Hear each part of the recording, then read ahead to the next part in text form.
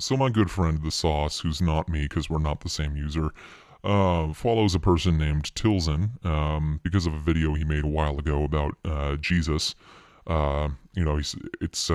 His video is why Jesus is not a zombie, I believe is what it's called, and he explains exactly what Jesus is, and it's very informative. That's why I follow him.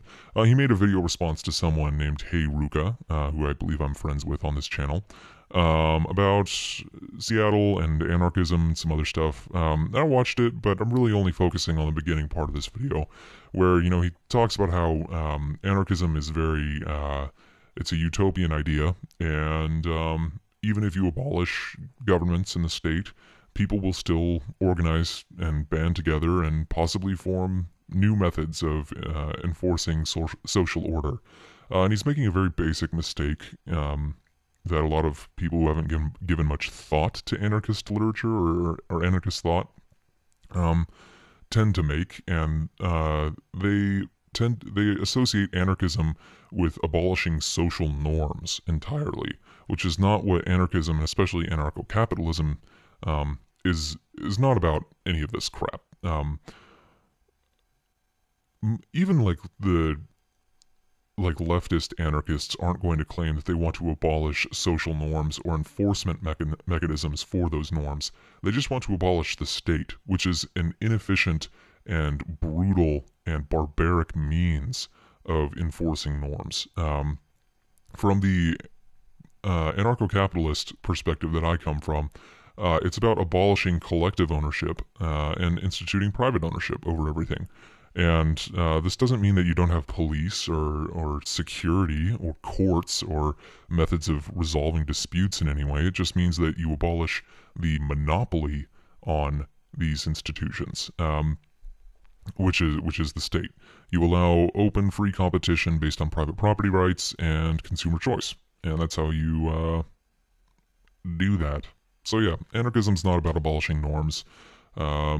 I hope you would please read some more about anarchism because it's fun stuff, and I'll link you some stuff in the description.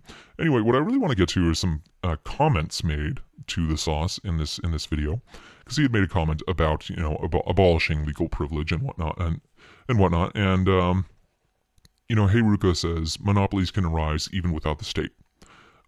This only depends on how you are defining monopoly. If you go by the typical definition of, oh no, one large massive firm is the sole producer of goods in an industry, like we have a computer monopoly, there's only one company that makes computers, then yes, it is possible that it can arise on a free market. It's very, very, very, very unlikely that it will happen, but it's possible that a monopoly of that type could arise, which should not be looked at as a bad thing. The process by which that monopoly would be established, and probably the demise of that monopoly later, is through the market process, where consumers select which entrepreneurs they believe are serving them the best. If they outcompete everyone else because they build computers better than everyone else, why is that a bad thing? So I think that definition of monopoly is just useless. And yeah.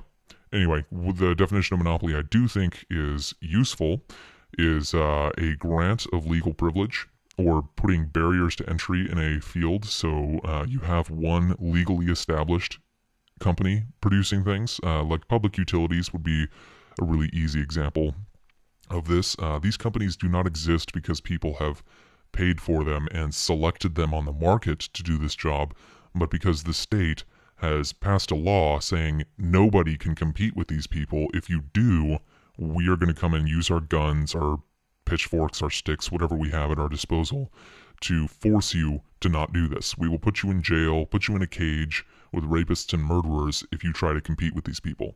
Now, that legal grant of monopoly that is backed up by the violence of the state is what should be abolished. That kind of monopoly it can't arise on a free market. Or at least it's extremely unlikely that it would arise, as there are incentives for other organizations to put this kind of legal organization out of business. Anyway, moving on. There was another one somewhere. Tylzen asks, who is to prevent monopoly if not the state? Well, that, again, monopoly of this kind actually can't exist without a state, and the free market kind of monopoly we shouldn't really care about.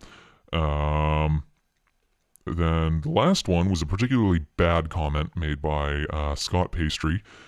He says, why won't a private monopoly use violence? There's a lot of reasons for that, one of which being that violence is extraordinarily expensive to execute in a market setting.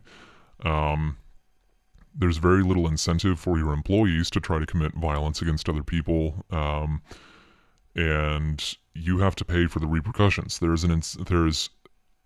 If you have a private agency that starts using violence against other people in a free society, you've already created a demand for a service to stop that, to defend you against that. It's the whole point of having competing legal agencies, competing protection services, tends to deter this kind of thing. And the state uses violence all the time, and it's terrible. So why do you want a state to use violence against regular people all the time? I would ask you that. Then he says, the state is a monopoly only to an extent. The legal grant of privilege is only temporarily allocated for a predetermined time, has limited scope, and is subject to performance review in the form of elections. This is false. The management of the state monopoly is temporarily allocated for a predetermined time, has somewhat limited scope, and is subject to performance review in the form of elections. The monopoly itself, the institution of the government, stays the same. In the United States, we don't get a new constitution and a new form of social organization every election cycle. We get new managers of an already established system.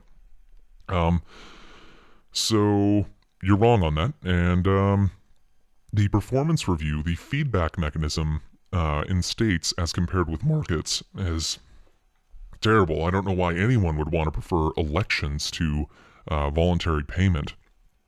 No matter how badly or poorly someone manages the government while they're in a position of power, they're there for their set amount of time, except in the extremely unlikely circumstances that they piss people off to the extent that they have like a recall or something like that. They're there for the entire duration of that time. It doesn't matter how unhappy you are or anyone else is with their performance. You get no way to express your feedback to them in any meaningful sense that's going to affect their decisions.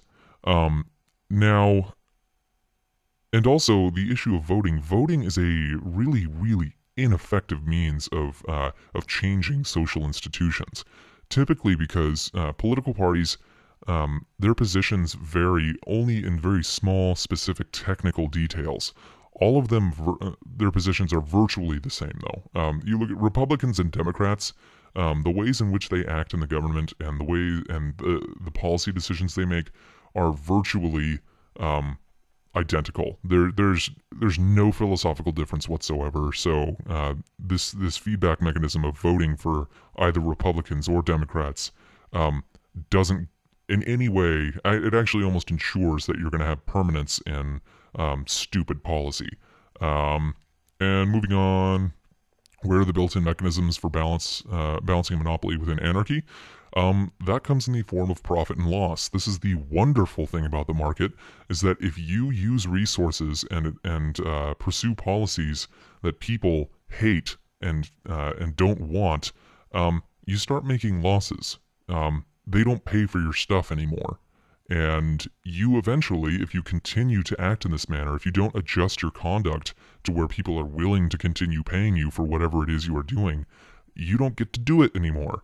You lose your property. You eventually go bankrupt, and your business goes away. It's not just the management goes away, your business goes away. You don't get that with the government at all. So there are some really bad arguments against anarchy. And I encourage anyone who commented on that video, or I also encourage Tylzen very much to read some actual anarchist literature, because it's a lot more thoughtful and deep than your typical than what people think it is. So yeah, I'll maybe link some of that stuff, but probably not, because I'm really lazy. Okay, toodles.